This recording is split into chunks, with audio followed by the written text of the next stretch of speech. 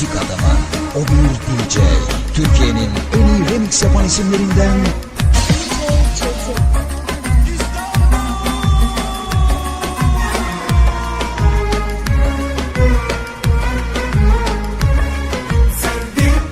Sevdim valla, sevdim valla. Ben sevdim, aşık oldum. Derdi kederi buldum. Vallahi mutsuz oldum. Sevdim, yandım valla. Sevdim valla. Yandım valla.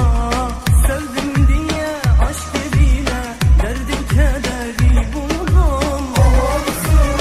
İstemeden bu başıma büyük belayı sardın. Bilseydim sevmezdim aşkı bilmeyen yarim.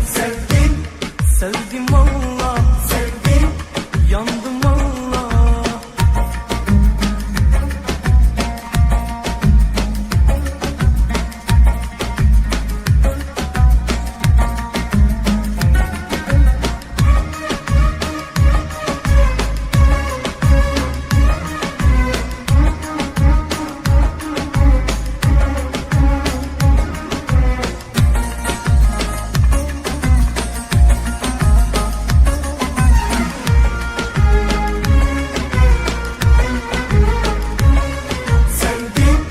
Sevdim valla, yandım valla. Çok sevdim, suçlu benim. Size yemin ederim. Artık aşk yok, sevmek yok. Sevdim, yandım valla. Sevdim valla, yandım valla. Sevdim diye aşk yerine deli kederi buldum.